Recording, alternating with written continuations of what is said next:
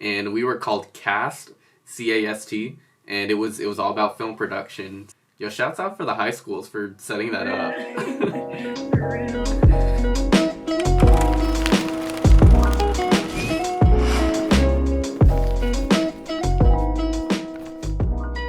What's going on, you guys? Welcome back to another episode of The Creative Corner, a video podcast where I talk to creatives all around the corners of the earth, asking them about their passions and how they got into it.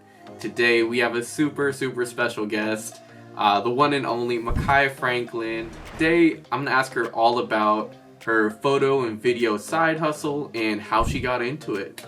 For me, my side gig is like photography, videography, and I've kind of just been like dabbling into that freelance stuff on the side of my regular like 9-to-5 job, and doing shoots through, started off with like family, friends, and then expanded to like the cold market of just strangers and just kind of networking out there through social media. So yeah, videography, photography, stuff like that.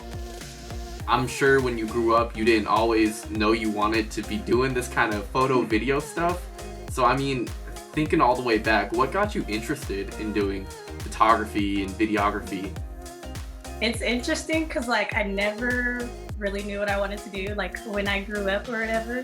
I just knew it would be something along the lines of like in the arts or entertainment, because I just knew like a desk job or something like that just wasn't my forte, even though nothing's wrong with that. So I just kind of like explored a little bit, did a lot of like sports. One point in time, thought I was going to be like in the WNBA. Mind you, I'm like 5'2". But it was really when I got to high school, we had this thing called EMP. And it's basically pretty much similar to what I did in Becca, where we did like the newscasting, and we had like a few homework assignments and stuff that we did where we had to film different things, do little skits and stuff like that. So I was like, oh, this is actually kind of fun. So that's when I was looking at SFSU, I kind of saw their Becca program, and then from there just kind of builded on that interest. So yeah, that's kind of what got me into it. Dang, very similar stories. Because Really? in high school, I had a program, and we were called Cast, C-A-S-T, and it was all about film production. So that kind of like eased me into, yeah, very similar. Yo, shouts out for the high schools for setting that up. For real. What are some of your goals as a creative, and what's your game plan? How you trying to get that bread, like this year even? Trying to get that bread and leave. Oh. No, but when I think about my goals, I don't have like a specific like route that I really want to go down. I kind of still am in that exploration phase. But in terms of something that I would like work towards, I do want to eventually have my own creative space, like have a studio that either I buy or rent out, and just be able to have like other creatives from all over be able to come in and get their shoots or do like little projects, kind of like a workspace, like a, something like that. Yeah, like a media studio. So I think that's something down the pipeline that I would want to work towards, just to allow other people to be able to get their vision done. So yeah, nothing major. It's great to have a space where you can do stuff and not worry about the noise control, where you can know that you're gonna have your stuff set up, because at home is different. You're on other people's schedules. Yeah, definitely. Yeah, it's really, during these times, it's really showed you how you gotta like work with what you got, especially if you work from home. But I think, yeah, eventually once all this kind of settles, that would be a cool thing to work toward. In terms of like being a photographer, a lot of people think it's really easy. They think like, oh, you just press a button, like you just show up and click.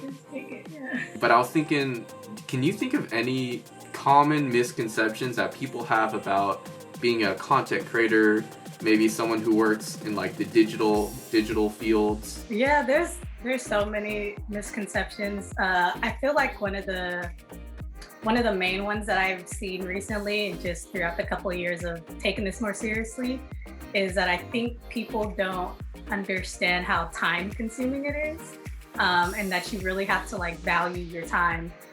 When I was first getting started and I would like be so excited to get these couple of shoots because I was new and just excited to do it.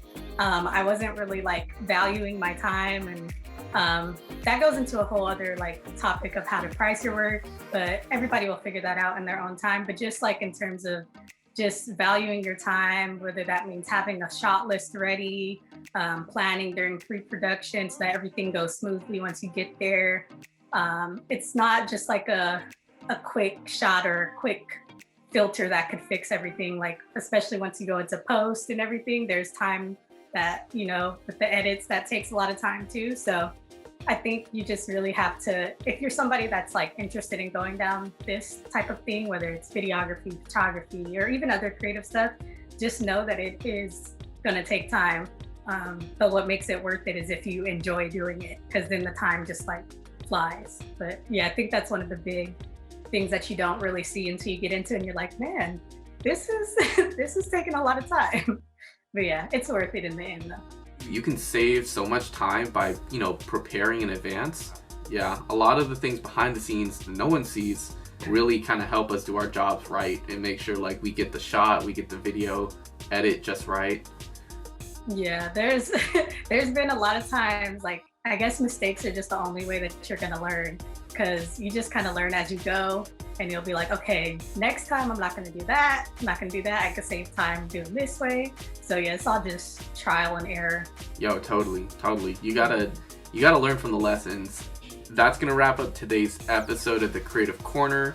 But before we head out, I want to give a moment for Makiah. If you want to go ahead and shout out your socials, where can people follow you? What kind of content do you post? You can follow me on Instagram at mfranklin_photo with an F instead of a PH. Very cheesy. But also I have a YouTube channel where I do my vlogs and kind of just like lifestyle stuff. You get sometimes behind the scenes of the shoot. And that's just at my name, Makiah Franklin. You can find it there. Yeah. Right on. Comment below what kind of passions, what kind of creative stuff do you want to see in the next episode, and I will see you in the next one.